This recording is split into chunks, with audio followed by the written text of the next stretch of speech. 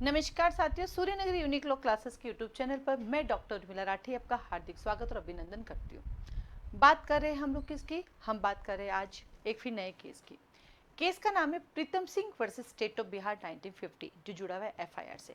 FIR पर अक्सर एक क्वेश्चन आता है। क्या क्वेश्चन आता है एफआईआर पर? कि क्या एफआईआर एक सब्सटेंशियल एविडेंस है या नहीं है। अब देखो, ये क्वेश्चन दो पॉइंट ऑफ व्यू से काम आएगा। पहला जुडिशरी पॉइंट ऑफ व्यू से और दूसरा आम जनता के लिए।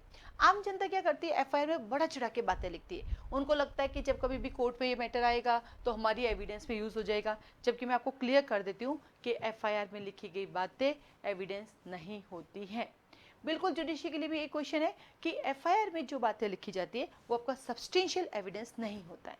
वो जस्ट आपके इंडियन एविडेंस एक्ट, जो कि अब आपका BSA भारतीय साक्ष्य अधिनियम हो चुका है, उसके लिए सिर्फ और सिर्फ चैलेंज करने के लिए, खंडन करने के लिए काम आता है।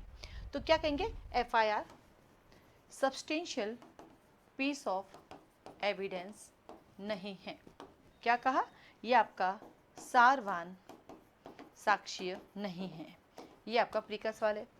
लेकिन इस एफआईआर में जो कुछ लिखा उसको चैलेंज कर सकते हैं। कहाँ कर सकते हैं? जो आपका इंडियन एविडेंस एक्ट है, अब वो आपका BS से है। पहले आपका 145 था, अब आपका 148 है। इसमें आप चैलेंज कर सकते हैं। ठीक है। इसके साथ ही साथ कोरोबरेटिव एविडेंस के रूप में भी चैलेंजेबल है, पर ये कोरोबरेटिव एविडेंस भी नहीं है, सिर्फ चैलेंज के रूप में काम आता है। अगला सवाल आता तो प्रीतम सिंह के केस में हमारा प्री का सवाल आता तो यही है कि एफआईआर आपका सब्सटेंशियल एविडेंस नहीं। अगला केस आता है कि क्या एफआईआर डाइन डिक्लेरेशन हो सकता है या नहीं। बिल्कुल, एफआईआर डाइन डिक्लेरेशन हो सकता है यदि वो एफआईआर आपकी जान के खतरे से संबंधित है। कहाँ लिखा हुआ है? Indian evidence act section 32 close 1 में। वही अब हमारा भारतीय साक्ष्य अधिनियम का सेक्शन 26 क्लोज 1 में दिया गया है। तो ये डाइन डिक्लेरेशन हो सकता है। और ये बात कहाँ लिखी हुई है? ये बात लिखी हुई है आपके इंडियन एविडेंस एक्ट 32 क्लोज 1 और आता भारतीय साक्ष्य अधिनियम 26 का 1 में डाइन डिक्लेरेशन हो सकती है। ठीक है। तो आम जनता से निवेदन है कि एफआईआर को बड़ा चढ़ा के लिखने की आवश्यकता नहीं है। आपके एविडेंस पे कभी काम नहीं आती है तो एफआईआर में वही बातें कही जो एक्चुअल में आपके साथ हुआ है। इसी तरह फिर से अगले केस के लिए हम फिर मिलेंगे आपसे रोज रात को 9 बजे। साथ ही साथ सूर्य नगरी यूनिक लॉ क्लासेस एक कोचिंग सेंटर है जहाँ पे जुडिशरी की प्रिपरेशन करते हैं।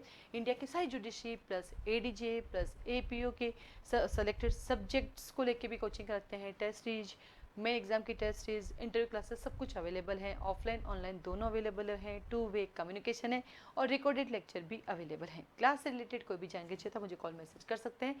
आज के लिए धन्यवाद।